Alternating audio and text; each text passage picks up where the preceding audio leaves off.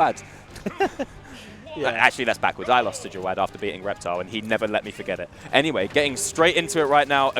Aggressive play just coming clean across the stage from Airling. Weirdly, RepTile was the one not being the aggressive there. He kind of just empty hopped in place, just kind of didn't do anything and let Airling come to him. So he's actually kind of doing a backwards fight now, trying to get back on stage, and he gets there, gets a jab lock F smash. I really like it. Throws the egg. Yes, X. That's not where you want to be. That's unfortunate. I do like RepTile's edge guarding. He's sometimes you could argue a bit too fearless, but people, players in general do need to edge guard more in this game. I feel it's such a strong part of the meta. Especially, and RepTile not scared to edge guard with Dare. No, now Dare not in this game now kills. Yeah, and it's really awkward to tech as well because there's like a spike hit, but it's very rare to get. More often than not, you're getting the weird upwards hit after like a bunch of multi-hits, and it's really hard to tell when to tech. Yes, and that is not going to kill. He got rollered at over 100% and lived to tell the tale. Up smash may have killed there. I'm not too sure about the ceiling blast zone on this stage. Oh, the ink saved his life there. Yep. The timing he was used to getting that tech, he did not make the progress across the stage fast enough. And by the time he pressed the A button, his opponent was out of that tech, of that jab lock window. You're absolutely right. So the ink coming through to save Airling's life. His tech chase has messed up the ultimate mobility. But I don't think it's gonna fuss RepTile too much. He's still in a pretty strong position here. Could maybe have up aired as he went past from the ledge there. What I like about Yoshi is his air mobility is so good. Is that when you're ledge trapping someone, quite often you can kind of just like fly by them. Yeah, and then you get stage control on the way back as well. Yeah, like you'll maybe trap them at ledge with like an egg or something, and they'll neutral get up to invulnerability frame through the egg. And by the time they do that, or maybe put in the shield, you've already jumped off stage and like come back on and just flown right past them with an up air. Yep, hitboxes and then don't forget there's a command grab in there as well, going super deep to try and get that edge guard. Airling showing no fear in how low he can go. There goes down B out of disadvantage, getting himself that stock. Checking Airling for being a little bit too aggressive, but you would feel like he had a right to go for that, to be aggressive right there. But Yoshi has those options to be like, no, not today. Going off stage. Oh wow, he's taking his jump. The roller again. If you're RepTile, you've got to be kind of careful of edge guarding Inkling like this and going as low as he is, because there's a little splash hitbox on the Inkling up B that could very well gimp him and take his jump if he's not careful. No, that's the thing. Well, there's the armor. The armor on the jump. There's the armor on the jump, meaning Yoshi can actually go deeper to edge guard Inkling than most characters can. It could get him before his jump even comes out, however. That's true. I'm not sure what frame the armor starts on. No shield break for you, good sir. However, he can't press the shield button again, and he gets himself cleaned right off the stage right there. And RepTile going up 1-0 against Airling. Not like it was a good showing from Airling. He was playing the neutral quite well. I feel like he wasn't playing scared like some people are tempted to do, but RepTile checking him just once out of his disadvantage state with an option, that down B, just to remind him that it's there, forced him to play a bit more defensively for the rest of the game. Yeah, it's a really sick parry punish as well from RepTile. RepTile, I was talking about it with GP earlier, his lab parry is like really hard. He's actually really, really sick at parrying. And Yoshi has some like hard parry punishes, man. Like he's got pretty good smash attacks. They're not amazing, but they're good enough that when you get the frame advantage that you have from a parry and you do it out of shield, damn, that stuff hurts. Up smash and F smash in particular. Switch to the Yarn Yoshi. I approve of this. Yes, this is. I believe his Yoshi ult. His Yoshi ult was the black Yoshi, and it was the Yoshi that was sacrificed to summon the Yarn Yoshi. Yeah. So obviously he doesn't want to let his boy go in vain. It's always the black guy, man. They always die first, don't they? Yeah, no. Smash is a horror movie. Yeah. We saw the cross up down air on shield there with RepTile, and what he did, recognizing that Airling wouldn't know how to punish the cross up, actually just landed and did an instant up tilt and got a conversion out of it. So Airling's going to have to be careful about how he responds out of shield in the future, because RepTile's just seen, he struggles to deal with cross-ups. Yoshi's really good at crossing you up with his amazing airspeed. Yeah. I would... Not the greatest of punishes there. Goes for the dash attack. There you go, another one. Crosses him up again, and he's not ready for it. Now, that is where you don't want to be above Yoshi, because in this game, these eggs are really scary to be underneath. They hit... Go. He's going to get shield broken or shield poked, and that is the stock. When you get... when you are above Yoshi and he starts throwing eggs at you, those things do surprisingly high knockback in Smash Ultimate, and you can find yourself going from 0 to up air kill percent very quickly, or even killed off the top with the eggs themselves with a couple of good guesses from the Yoshi player. Yeah. It should be worth noting that that first stock RepTile got came off of the back of a cross-up yet again. He crossed up Airling. Airling didn't really know how to respond, and he just kind of, in almost what looked like confusion from Airling, he just kind of downbeat him just because he had the time to. Airling wasn't really doing anything, so he needs to be a bit more responsive here, be a bit quicker on the draw. Oh, wow. Really nice drop-down pressure from the ledge right there. Oh, lovely spacing. There comes the parry.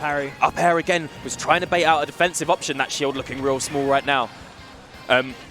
Yes, one of the things I think is the most optimal is when RepTile tries to cross up your shield. I feel like you do just need to run away as Inkling. Yeah, I don't think you have an out of shield option fast enough. Oh, really aggressive play. RepTile smelling blood in the water right here, going off stage, trying to shark headhunt for this kill.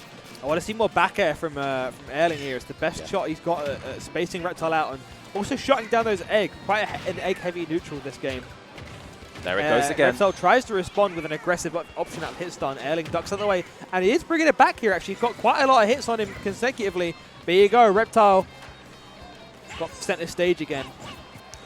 There's a down smash out of shield. Not going to find any joy with it, though. Oh, I think he lost his jump. Yep, he lost his jump. The armor kind of actually messed him up a little bit there. What percent was he at? He was about 100. Yeah, it was about 100. So that's around the kind of percent that Yoshi's jump is made up of. Oh, there you go, and that's exactly what I mean. I didn't mention footstalls, but RepTile has lost a game to a footstall earlier on for going too deep. I respect someone who's willing to be brave and go off an edge guard, but I can't respect it when it's too often. There is such a thing as going off stage and trying to edge guard too much. And, every time you go off, there's like a 1 in 10 chance that something like that can happen to you. Well, I believe the term for that is going fully raggo. Like going fully raggo. Like unprecedented levels of offense going in. And sometimes, Yano.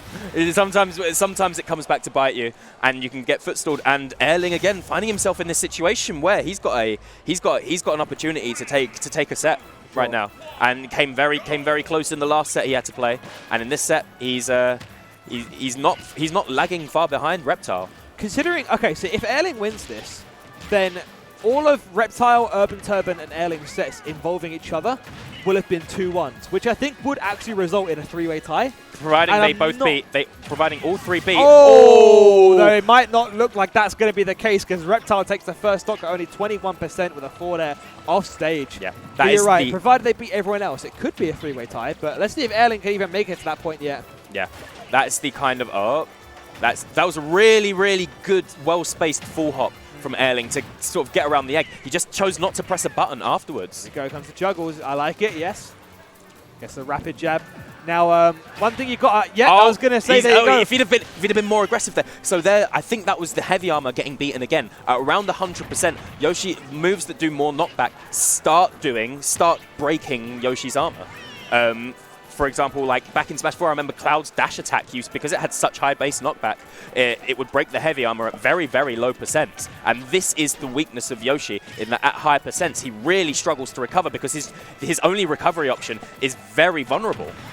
And you also got to think, like, because of the weird properties of his jump and his air mobility, quite often when Yoshi comes back to stage, he's not going directly to the ledge, he's going above the stage. And I think Airling could capitalize on that a little bit harder, maybe by kind of calling that out with an F smash or so.